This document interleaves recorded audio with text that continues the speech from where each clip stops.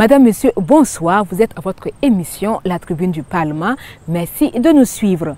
Au menu de ce jour, une délégation du Sénat américain chez le président de l'ALT.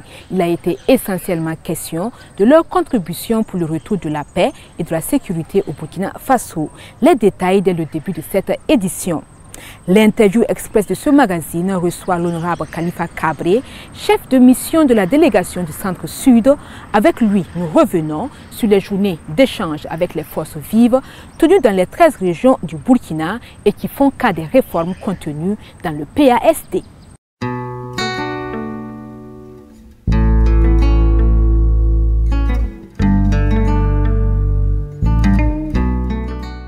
Le président de l'ALT, le Dr Ousmane Bougma, a accordé 2 audiences dans la soirée du 4 juillet 2023. Il a reçu successivement une délégation du Sénat américain et de l'Institut américain pour la paix.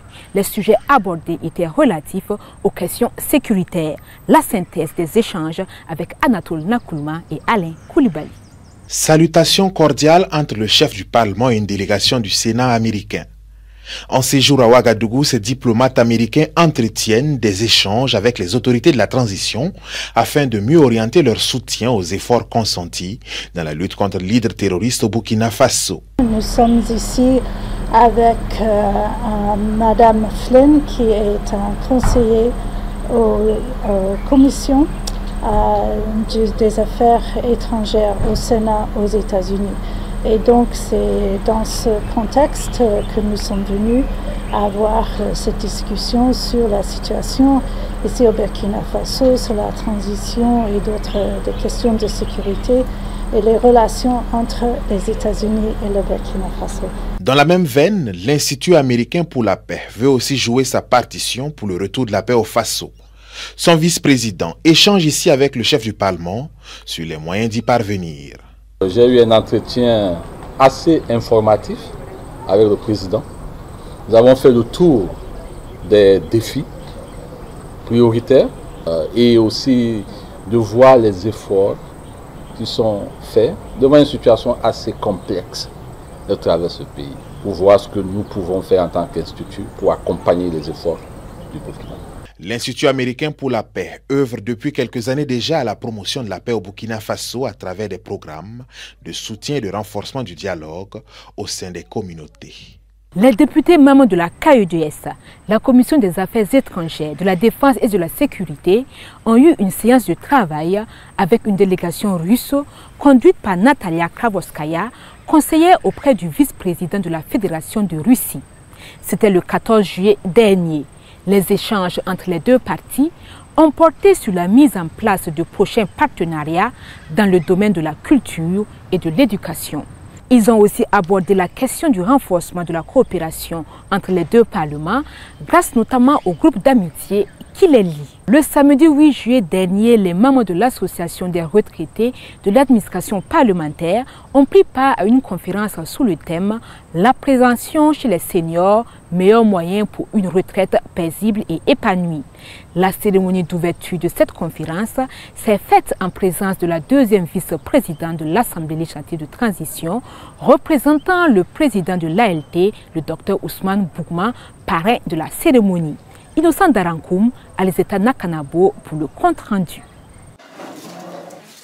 Eux, ce sont des anciens fonctionnaires de l'administration parlementaire admis à faire valoir leurs droits à la retraite. Aujourd'hui, ils sont membres de l'Association des retraités de l'administration parlementaire du Burkina Faso. Ils se sont réunis autour de la question de leur bien-être, mais également des opportunités qui leur sont offertes pour une retraite paisible et épanouie. Au niveau de l'Assemblée générale ordinaire, il a été décidé d'inscrire dans notre programme d'activité 2023 cette conférence. Nous avons pu identifier le conférencier qui s'occupe de la gériatrie, c'est-à-dire qui s'occupe des vieilles personnes, qui va s'entretenir avec nous, comment se comporter, comment au niveau de l'hygiène de vie, une alimentation vraiment saine et puis les activités sportives et puis éviter l'isolement. L'autorité parlementaire traduit son soutien et ses encouragements à l'association pour cette activité. C'est une initiative qui est très noble une belle initiative pour des retraités de la législature qui s'associent pour continuer à accompagner comme ils le peuvent et à s'épanouir ensemble et pour ne pas vieillir comme je le dis. Et pour moi, la vieillesse est dans la tête aussi. Je ne peux que leur souhaiter un plein succès pour cette conférence et qui marque le départ de la mise en œuvre de leur plan d'action. L'Association des retraités de l'administration parlementaire du Burkina Faso est une jeune association créée en 2022 et reste ouverte aux futurs retraités de l'administration parlementaire.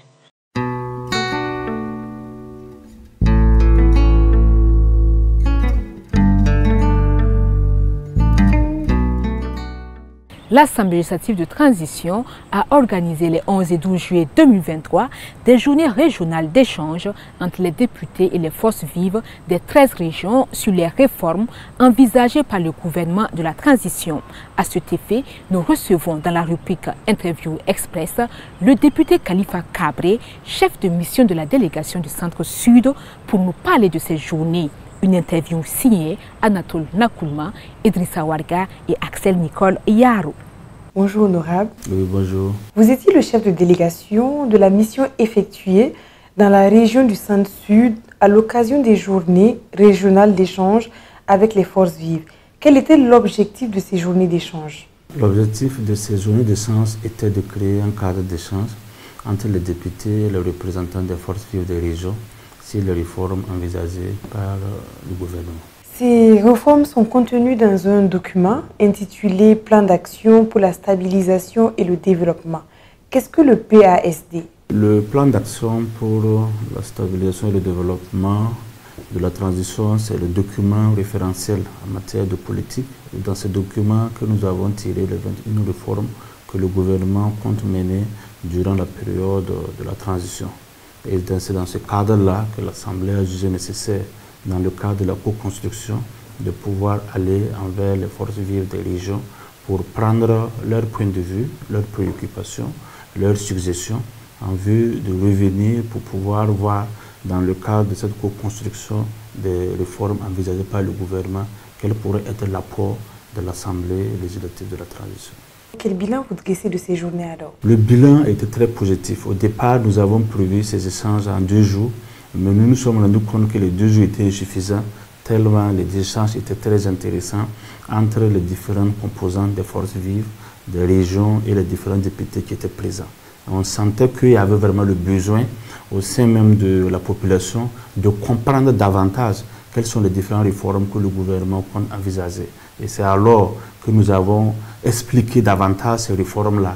Et les gens ont vraiment contribué en termes de propositions, de nouvelles réformes, mais aussi en termes d'actions concrètes qui suggèrent que le gouvernement puisse prendre en compte. Et cela vraiment nous réconforte dans notre position d'aller envers la population pour pouvoir recueillir leurs propositions, leurs points de vue, leurs suggestions, en vue de pouvoir, dans le cadre de la co-construction, voir dans quelle mesure nous pouvons aussi apporter notre contribution en tant que représentants du peuple.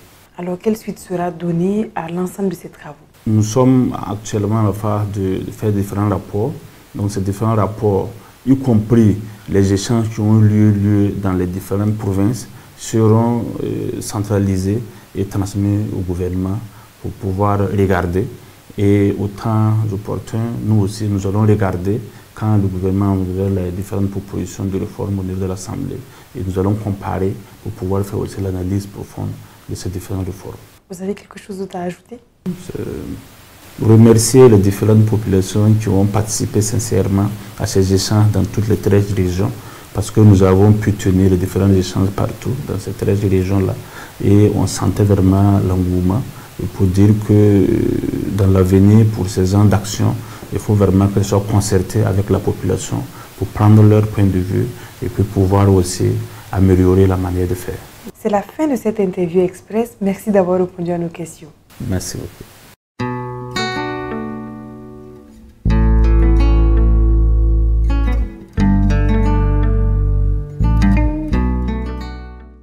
Le vocable de ce magazine nous parle des visas.